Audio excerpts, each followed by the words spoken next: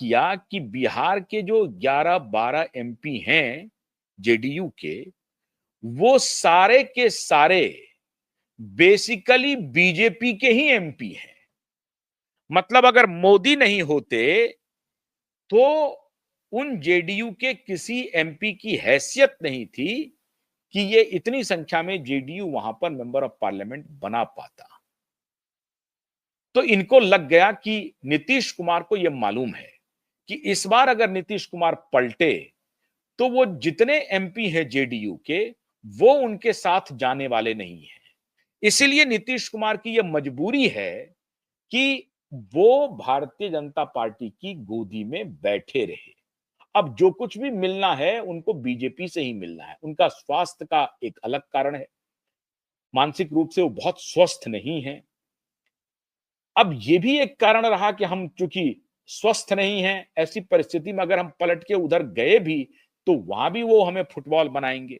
तो इससे बेटर है कि हम मोदी जी की गोद में बैठे रहें और हमारे जो जितने एमपी हैं वो भी जो हमारा साथ छोड़ना चाहते हैं उनको भी हम मुअम्मा दे करके, उनको दिलासा दे करके कि साहब हम कहीं नहीं जा रहे हैं, हमारे साथ बने रहें और हमारा वो इज्जत करते रहें। तो नीतीश कुमार के तरफ से जो कुछ भी संदेश था वो साफ साफ विपक्ष को मिल गया था कि वहां दाल नहीं गलने वाली है। इन्होंने बड़ी कोशिश की नीतीश कुमार को बरगलाने की, लेकिन हुआ नहीं। और अब कांग्रेस पार्टी भी देख रही थी कि नीतीश कुमार को अगर हम बिहार में ले भी आते हैं तो बिहार चुनाव में क्या फायदा होगा नहीं होगा ये कहना मुश्किल है, लेकिन वो हमारे लिए एक लाइबिलिटी होंगे क्योंकि उनका स्वास्थ्य ठीक नहीं है। तो कांग्रेस को भी और आरजेडी को भी लग रहा था कि अब तो चुनाव आ ही गया है, जो होना होगा देखा जाएगा।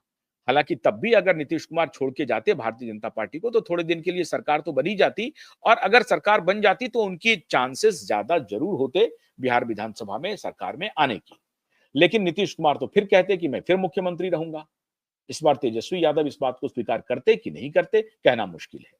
और उनको इस बात का इल्म था कि जैसे बीजेपी में हमारे सांसद जाने के लिए तैयार बैठे हैं, ठीक उसी प्रकार से हमें हमारे एमएलए भी तैयार बैठे हैं इधर उधर जाने के लिए, और उसमें से अधिकतर एमएलए कहीं आरजेडी का रास्ता न पकड़ ले, बीजेपी की तरफ जाए कि नहीं जाए। ये शक था, ये भय था। तो नीतीश कुमार अपनी पार्टी में अब ऐसी स्थिति खुद के लिए बना चुके हैं जहां उनका मोदी के साथ रहना ही फलदायी है। उनको अगर फल मिल सकता है तो सिर्फ और सिर्फ मोदी के साथ रहने से। अब दूसरी कड़ी कौन है? दूसरी कड़ी है आंध्र प्रदेश के मुख्यमंत्री चंद्रबाबू नायडू, नए आंध्र प्रदेश के। अब ज्वाइंट नहीं, अब तो तेलंगाना है, मालूम है आपको। तो चंद्रबाबू नायडू के ऊपर दांव लगाया गया और कहा जा रहा है कि चंद्रबाबू बार्गेनर भी हैं। अभी एक राज्यपाल का की नियुक्ति हुई है, गोवा के गवर्नर बनाए गए हैं पशुपति अशोक गणपति राजू। अब पशुपति अशोक गणपति राजू जो हैं वो राजघराने से आते हैं। विजयनगरम विजयनगरम राजघराना जो है, जो राजशाही रही है, उसी घराने से आते हैं और अब वो आखिरी राजकुमार हैं। उनके पिता आखिरी महाराजा थे और ये दोनों भाई लगातार जो पॉलिटिकल जमीन है इनकी ये बरकरार रही है।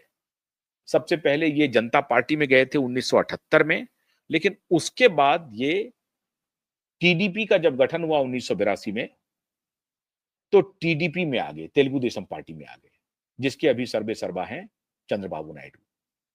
और तेलुगु देशम पार्टी जब बना था तो जो इनके ससुर साहब थे, तेलुगु देशम पार्टी के जो प्रमुख थे, वो फिल्म स्टार, नाम बताने की जरूरत नहीं, आपको मालूम है। तो तेलुगु देशम पार्टी से ये लगातार एमपी एमएलए बनते रहे हैं, लगातार ये जीतते रहे हैं। कांग्रेस पार्टी की जब सरकार थी, जब टीडीपी की का मेल था कांग्रेस पार्टी से, किलेट गवर्नमेंट यूपीए से, तब भी ये सिविल एविएशन मिनिस्टर थे पुष्पा अशोक गणपति राजू, पुष्प अशोक गणपति राजू। लेकिन इस बार उनको मंत्री नहीं बनाया गया था।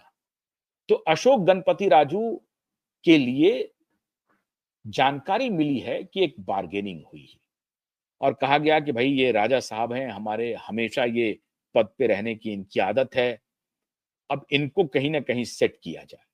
पहली बार ऐसा हुआ है, यूपीए के भी अलायंस में इस तरह से नहीं हुआ और न ही एनडीए के अलायंस में कभी ऐसा हुआ कि अपने एलाई को, अपने पार्टनर के कोटे से कोई गवर्नर बना हो।